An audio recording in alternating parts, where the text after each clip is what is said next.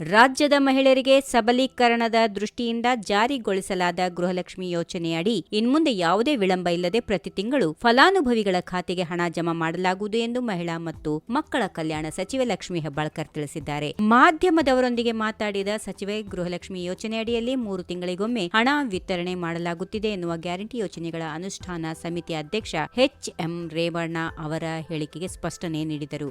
ನಾವು ಈಗಾಗಲೇ ಪ್ರತಿ ತಿಂಗಳು ಫಲಾನುಭವಿಗಳ ಖಾತೆಗೆ ಹಣ ಜಮಾ ಮಾಡುತ್ತಿದ್ದೇವೆ. ಮೇ ತಿಂಗಳವರೆಗೆ ಹಣ ವಿತರಣೆ ಪೂರ್ಣಗೊಂಡಿದೆ ಮತ್ತು ಜೂನ್ ತಿಂಗಳ ಹಣದ ವಿತರಣೆ ಪ್ರಕ್ರಿಯೆ ಪ್ರಗತಿಯಲ್ಲಿದೆ. ಹಣ ವಿತರಣೆಯಲ್ಲಿ ಯಾವುದೇ ತೊಂದರೆ ಇಲ್ಲ. ರೇವಣ್ಣ ಅವರು ಈ ಹೇಳಿಕೆ ಏಕೆ ನೀಡಿದ್ದಾರೆಂದು ನನಗೆ ಗೊತ್ತಿಲ್ಲ. ಯಾವುದೇ ತಾಂತ್ರಿಕ ಅಡಚಣೆಗಳಿದ್ದರೆ ಅವುಗಳನ್ನು ಶೀಘ್ರವಾಗಿ ಸರಿಪಡಿಸಲಾಗುವುದು ಎಂದು ಅವರು ಭರವಸೆ ನೀಡಿದರು. ಗೃಹಲಕ್ಷ್ಮಿ ಯೋಜನೆಯ ಜೊತೆಗೆ ಸಚಿವೆ ಲಕ್ಷ್ಮೀ ಹೆಬ್ಬಾಳ್ಕರ್ ಮುಖ್ಯಮಂತ್ರಿ ಬದಲಾವಣೆ ಕುರಿತು ಚರ್ಚೆಗೆ ಸ್ಪಷ್ಟ ಉತ್ತರ ನೀಡಿದರು. ಮುಖ್ಯಮಂತ್ರಿ ಸಿದ್ದರಾಮಯ್ಯನವರು 5 ವರ್ಷಗಳ ಕಾಲ ತಾವೇ ಸಿಎಂ ಆಗಿರುತ್ತೇವೆ ಎಂದು ಸ್ಪಷ್ಟವಾಗಿ ಹೇಳಿದ್ದಾರೆ. ಈ ಬಗ್ಗೆ ಯಾವುದೇ ಗೊಂದಲಕ್ಕೆ ಅವಕಾಶ ಇಲ್ಲ. ಮುಖ್ಯಮಂತ್ರಿ ಹಾಗೂ ಉಪಮುಖ್ಯಮಂತ್ರಿ ಡಿ.ಕೆ. ಶಿವಕುಮಾರ್ ಈ ವಿಷಯವನ್ನ ಈಗಾಗಲೇ ತಿಳಿಸಿದ್ದಾರೆ. ನಮ್ಮ ರಾಷ್ಟ್ರೀಯ ಪಕ್ಷದಲ್ಲಿ ಹೈಕಮಾಂಡ್ನ ತೀರ್ಮಾನವೇ ಅಂತಿಮವಾಗಿರುತ್ತದೆ. ಈ ಬಗ್ಗೆ ಪದೇ ಪದೇ ಚರ್ಚಿಸುವುದು ಅನಗತ್ಯ ಎಂದು ಅವರು ಒತ್ತಿ ಹೇಳಿದರು.